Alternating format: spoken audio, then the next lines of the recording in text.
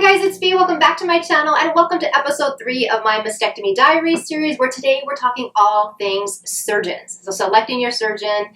Now we have two surgeons, right? A general surgeon for the mastectomy, and if you choose reconstruction, a plastic surgeon for that. So today what I want to share with you is an experience that I had, a very negative, kind of aggressive one, with the plastic surgeon that was going to do my reconstruction, and some learning moments I want to share, hopefully to help you if you ever were to find yourself in that same situation. And then I also want to share all of the resources that I use to better prepare myself for these meetings and just the whole process in general. But just for reference, if I haven't already shared this or you haven't seen the other videos, I had a prophylactic bilateral mastectomy, so preventative, back in 2011. So initially, guys, I didn't want reconstruction. I shared that in my other videos. I didn't want reconstruction because I had 3 people very close to me who had diagnosis of breast cancer, who underwent mastectomies, and their reconstruction was using various parts of their body to reconstruct their breast, and I just wasn't interested in that. So I decided I don't want reconstruction. However, I was required to go to a consultation to at least explore options, which I'm glad I did because I ended up doing the reconstruction. Turns out I wasn't a candidate anyway for those particular options, but that I would be a great candidate for an expander to implant route, which is what I chose to do. So in the end, I had the tissue expanders and then later exchanged for implants for my reconstruction. Now, what happened to me was I thought, okay, this is great. I can do this. If I just hated it, I will take out the implants at a later time. I left that consultation deciding I'm going to do this, and I went on to do my research, do my homework. I joined a bunch of Facebook groups. I went on a bunch of different forums. I connected with a lot of women who had done that very same procedure. I wanted to learn what to expect, what some complications might be, how the healing process was, all the things you can probably expect that you would want to know if you're going through that procedure. 1 week prior to my surgery, I had a follow-up visit with the plastic surgeon, and I went in there armed with a bunch of notes. In fact, I have the page in front of me here. I had a ton of questions that I had now that I had done my research, and I should have gone in there with questions, wanting to be prepared. Now, his posture was very different than the first visit, especially more so when I was asking some questions. He would just seem to be agitated. And I shared with him an experience that a woman shared with me. So she had a pretty severe complication, and oh my gosh, you guys, her implant actually slipped to her navel. She had to have a different surgeon come in and repair that. So I was just looking to see what were some possible complications like that. Were there things that I could do to minimize any situation like that from occurring? And the plastic surgeon snatched the paper with my questions on it out of my hands, looked at it, and said, I've seen all these questions before, and literally kind of threw it back to me. And he told me, I take offense to that. And I didn't know what he was talking about, and I couldn't believe that he was talking to me this way. But I think I was just so caught off guard in the moment because I didn't know, what would you take offense to? Are you angry that I'm asking questions? Are you mad that I'm saying that things can go wrong? Honestly, guys, I didn't understand what was going on. And I said, I don't understand what you're offended about.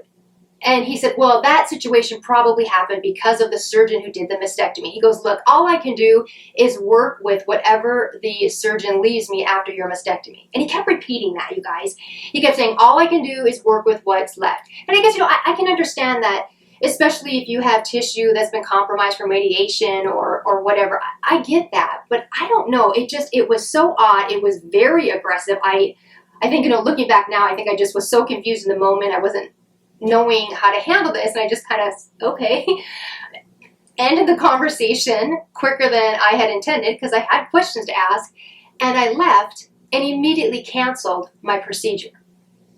There was no way that I was going to go into this process with him as my plastic surgeon. Nope. You guys, this process is not short. Reconstruction is what I'm referring to. It's not easy. There are many, many visits. I had 3 different surgeries with my reconstruction surgeon, many, many fills over many, many months. This is a very long process. And there's no way I was going to go into it with this guy. So I canceled the procedure, and what I did is I went out and I got 2 more consultations. So one of them I actually had to pay for out of my own pocket because my insurance only covered for a second opinion or the second consultation, which I'm glad I did because I ended up going with the third one. But I want to share that experience with you because I kept thinking of my mother, who, if you don't know, passed away from breast cancer.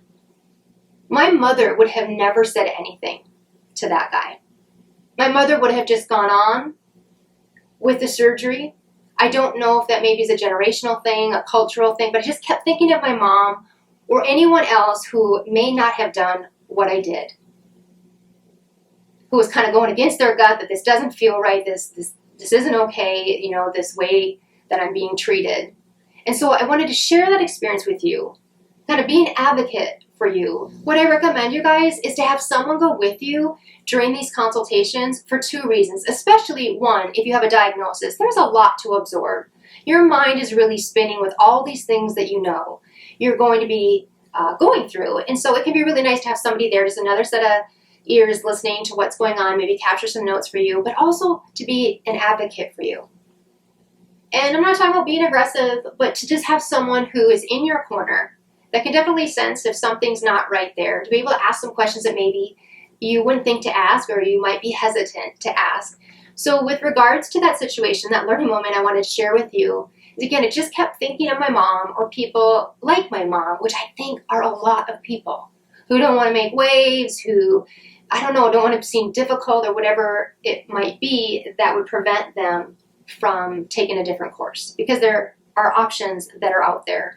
And I think in some situations it might be easier than others, but for me, I did go out and get 2 other consultations. So I really liked the second surgeon that I saw as well. I didn't go with him, largely because he didn't use alloderm, which if you don't know what that is, it's donated tissue, which with me, I was a really good candidate for that, would really help support the implant down the line. And I kind of got the feeling, great guy, but I just got the feeling that he just kind of was more old school and wasn't really interested in using some of the newer options that were out there.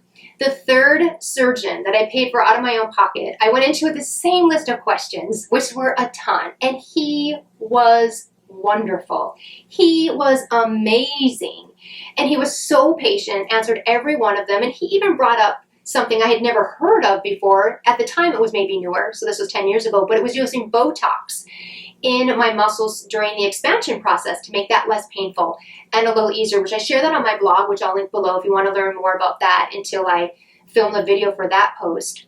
But it was something I just felt immediately, just the way that he was, there was no ego whatsoever with this guy. And he not only did plastic surgery for, breast augmentation and things like that, but he was really experienced with reconstruction. So I would recommend you ask that as well, you guys, for your reconstruction surgeon. Just maybe ask what their experience is with reconstruction versus just breast augmentation, because there can be obviously very different things that come into play there.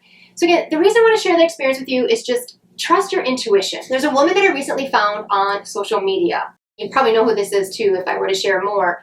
She had a very negative recent experience with surgery that she said, even in the consultation, just something in her gut, she just knew.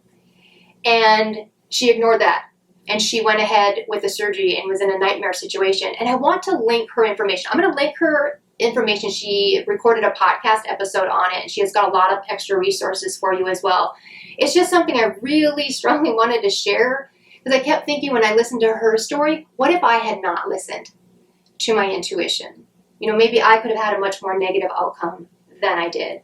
So I hope that wasn't too long-winded. It definitely was just something that I was so caught off guard by, just the behavior, I guess, of someone who is there that's supposed to be helping me. But on to the resources. So what I want to do is I wanted to recommend things to you today, like, again, having someone go with you to those appointments can be really valuable. Definitely, you guys, connect with other people. I feel like when you can get in these Facebook groups, and you can do it anonymously too on forums, there are places that are really secure online on certain websites and certain forums, and I'll link some of those down below for you as well, that you can really feel comfortable sharing, because this is very private stuff that we're going through, right? Kind of really sensitive stuff.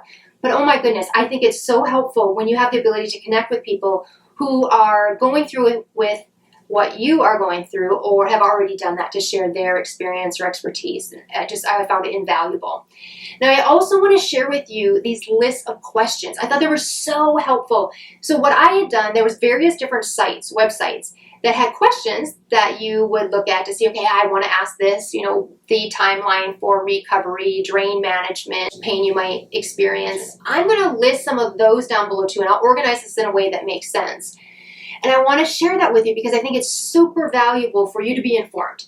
And I find it really helpful when I'm going through something major like this to just at least have an idea of what to expect.